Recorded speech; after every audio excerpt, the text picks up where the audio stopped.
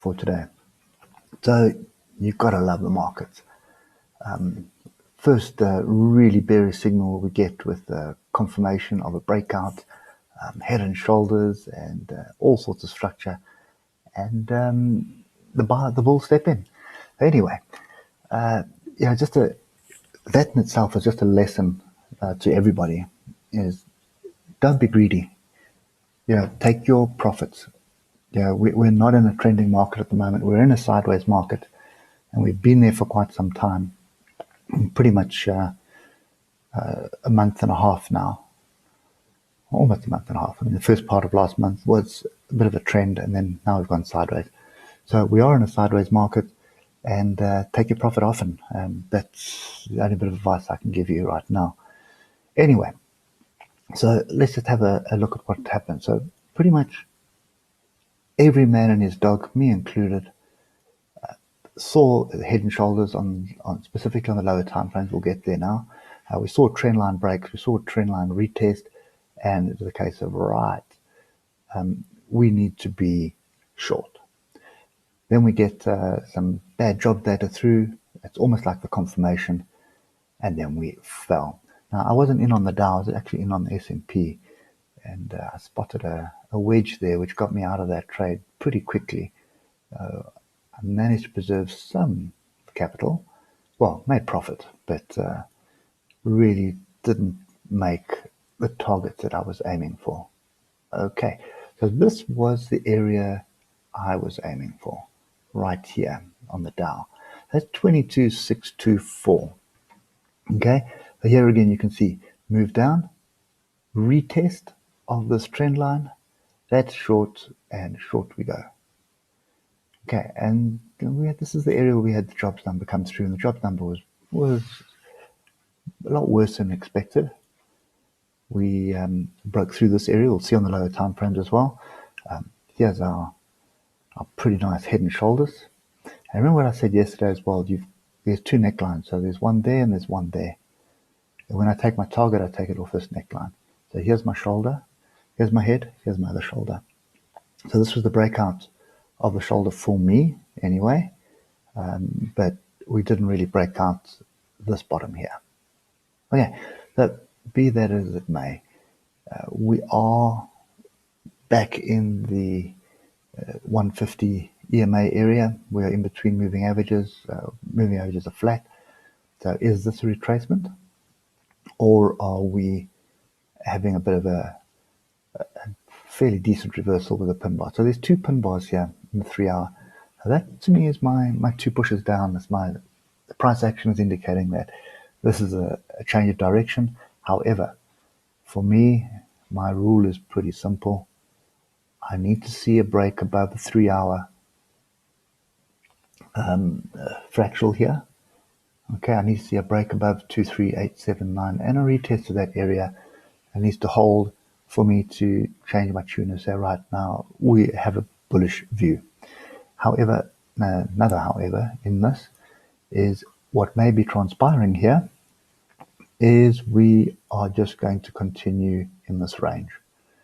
And until we get some kind of resolution on the virus, and the economy fears, or the fears of recession, and what else? I mean, there's so much happening in that space. But anyway, there's dollar strength. There's fears of a recession. There's fears of the economy growth. What is the true impact of the virus on the economy? And these are the questions that traders, institutions are asking, and that's why we are sideways. So I'm pretty much going to assume until we break through the structure that is forming on pretty much on the daily. If I just take it to the 8 hour, it'll probably be a bit clearer. Yeah, there it is. So you can see this is sideways.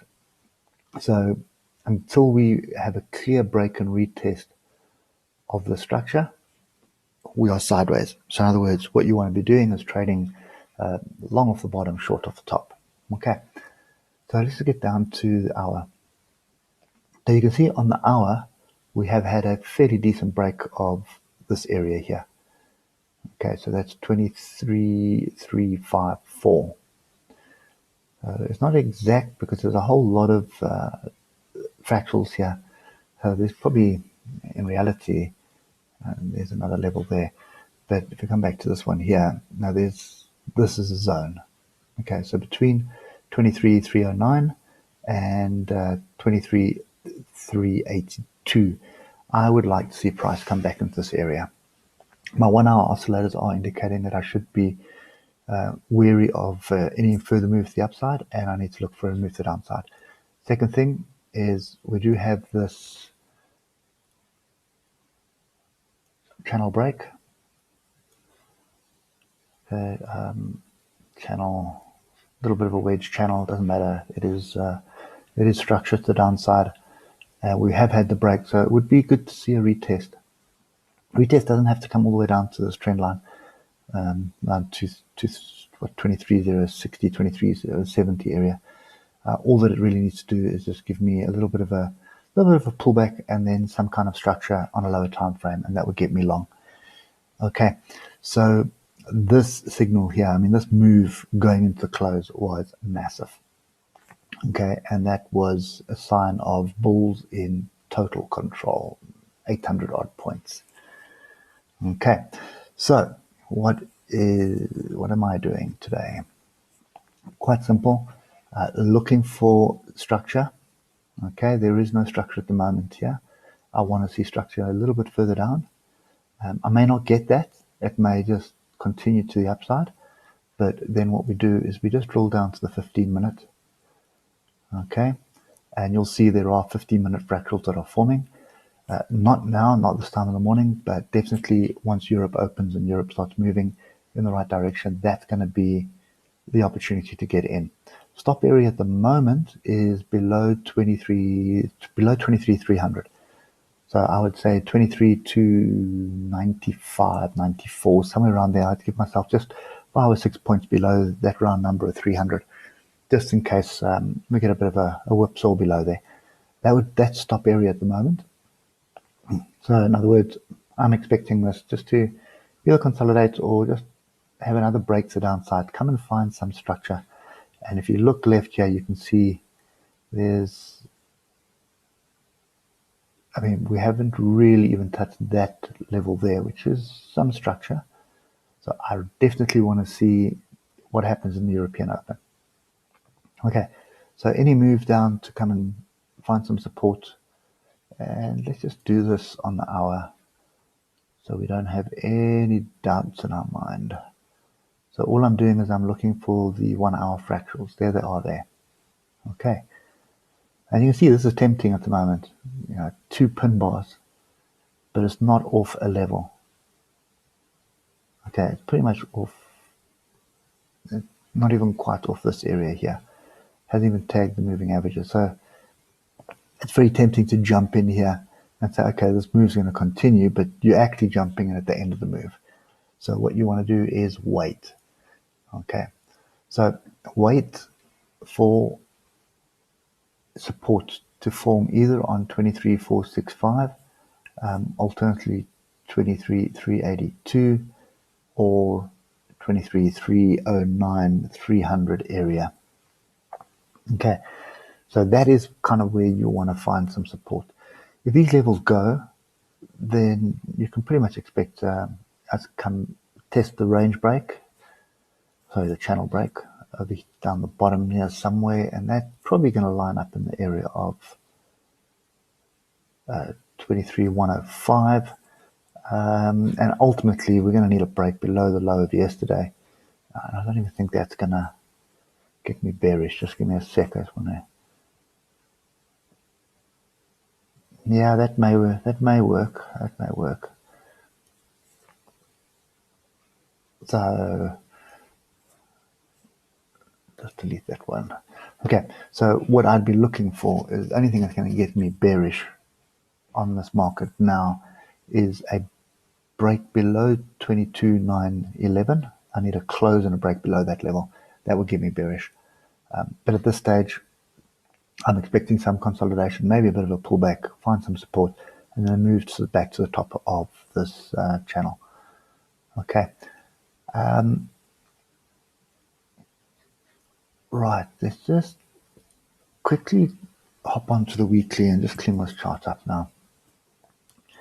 So what is happening on the weekly is big up, big down, big up, big down, big confusion. So, we had a hanging man here, we had a pin bar, then we had this engulfing bar. We said, okay, no, it looks like we're going to another move to the upside, so we should be looking for a move to the upside. Then we have had what looked to be like an engulfing, and at the moment it is still a piercing engulfing bearish pattern, but for all we know, this flipping thing could run today all the way back up the top and give us another pin bar. I think the reality of the situation on the weekly here is we're pretty much in a range. Okay, and I think that is basically being confirmed today, well, yesterday, sorry.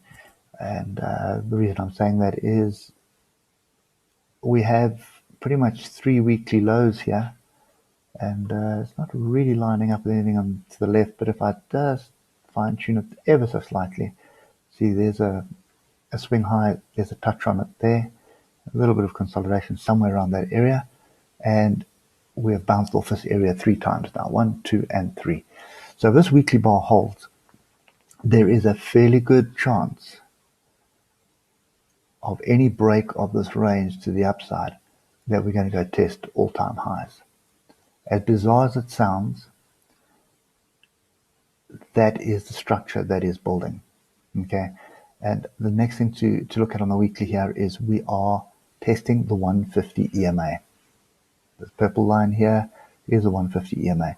So we are testing that area, and we've had 1-2 rejections off it at the moment. So the big thing is a break of the structure that is forming on the higher time frame gives us a measured move of an all-time high. Yep, and I'll probably get about 50 dislikes for that comment, but anyway, that is the structure that is in play.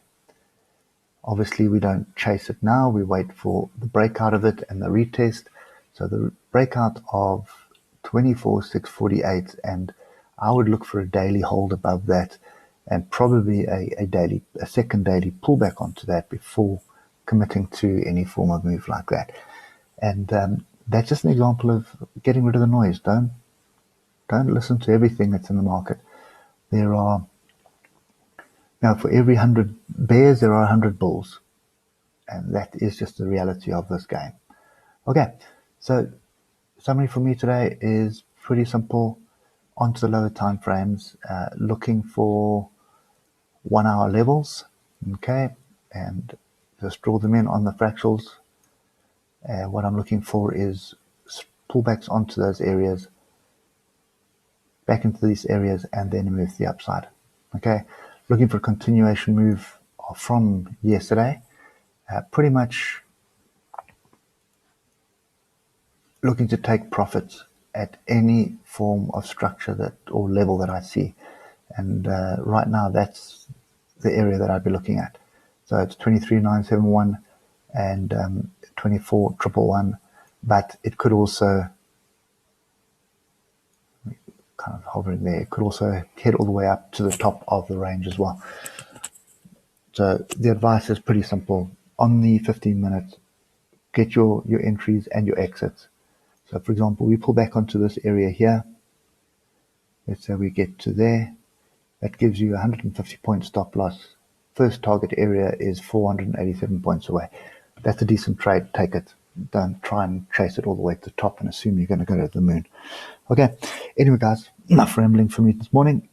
Hope it helps, and we'll catch up with you later. Cheers for now.